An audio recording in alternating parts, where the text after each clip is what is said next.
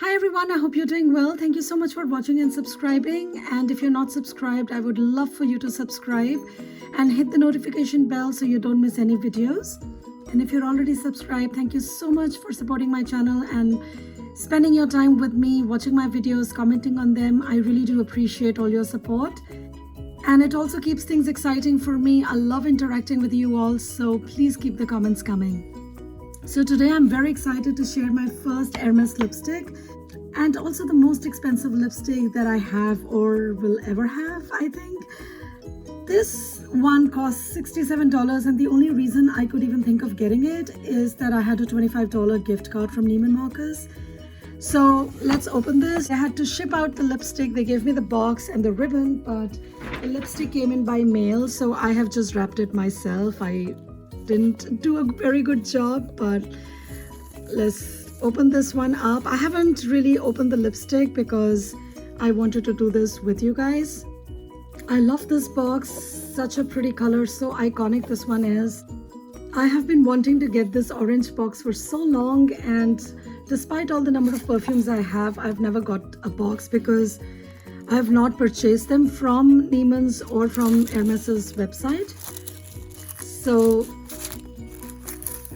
this is the box. It's pretty basic. I didn't have any wrapping paper or something, so and I couldn't really decide between the matte formulation and the creamy one, so I decided to go with matte because with matte I can still put some gloss and make it appear creamy if I want to, but I can't do it the other way around. So I don't know if it's going to work, but that's just something I thought I could do.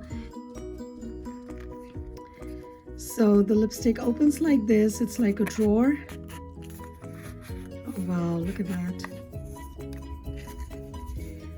How cute. Just look at the packaging. No wonder they charge so much for it. This is a really nice thick cotton canvas, I think. It's beautiful. And this is the lipstick.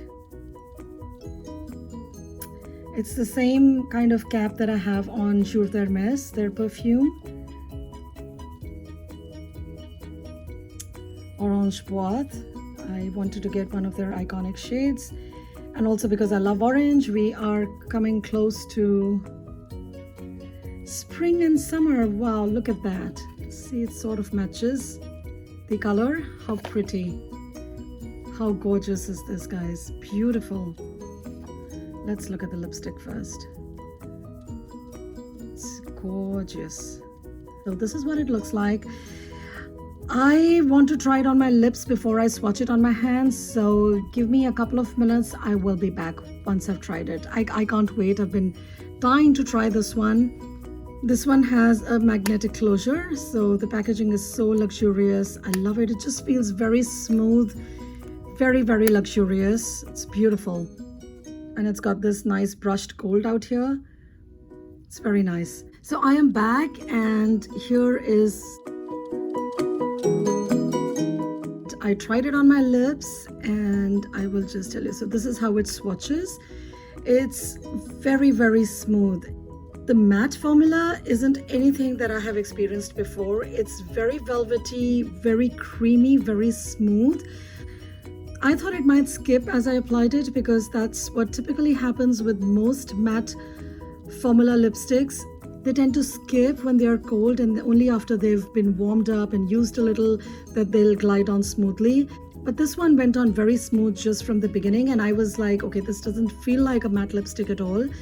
And there is a bit of shine to it, so I was afraid for this sort of shade to be in the matte formula. I was thinking it might get into my lines and get very wrinkly, but as I'm wearing it now, it feels like I have lip oil, something very creamy on my lips, and it smells nice too. There is a very light hint of perfume in there, just barely there. You'll not even notice it.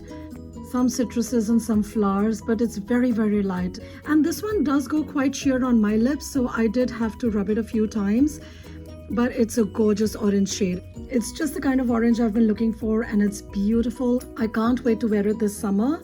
Is it worth the money? Yes, it is. Yeah. I will have to do a wear test and I will add that towards the end of the video. So I am back, guys, and I have been wearing this for over 3 hours now. And I had lunch in between. I had some Spanish rice and it almost lasted through my lunch. Because it goes on quite sheer on me, I had to apply it in layers, about 3 layers or so. And I felt that the top couple of layers were gone. And I felt I had to reapply. I could have rubbed the lips together to even it out, but I just went ahead and reapplied it. And it's been a little over an hour since I reapplied. Let me swatch this again so you have a better idea. This is a single swatch.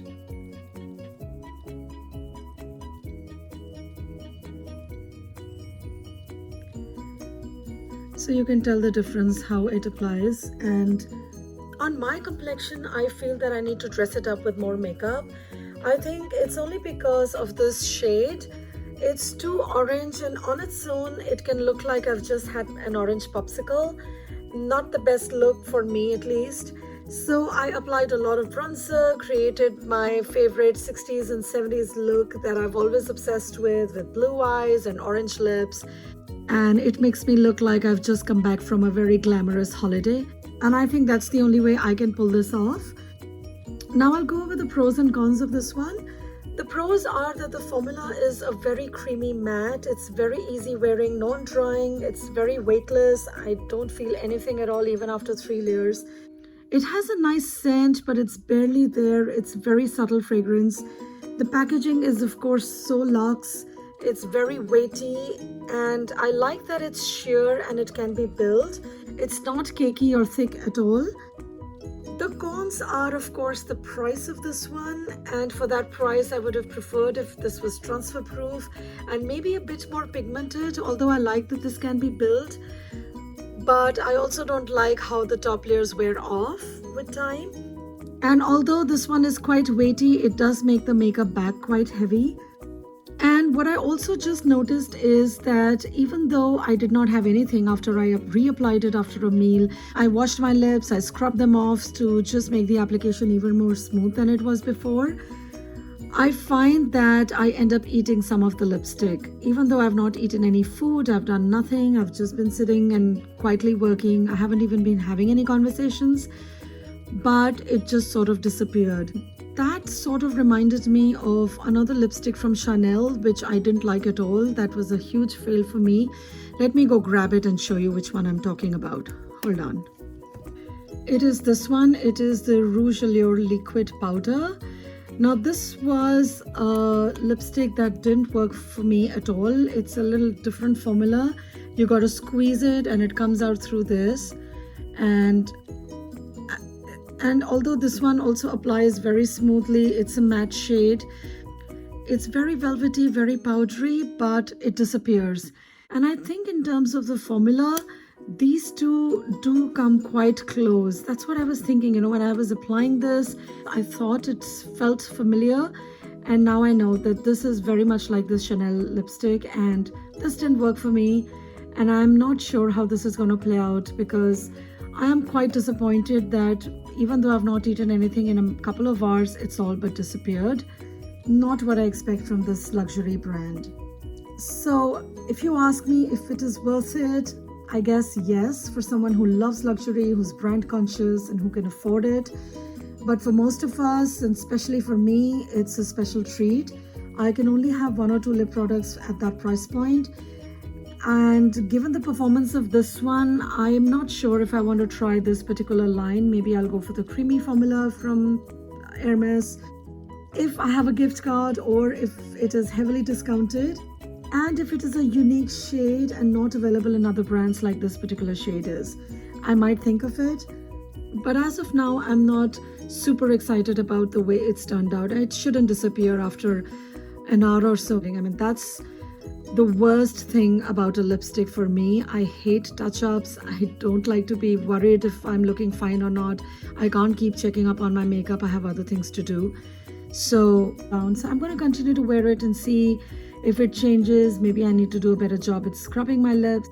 It might work better with a liner, but I don't have anything in orange. So that's another thing I have to add on to the cost of this for it to work. So yeah, not nice.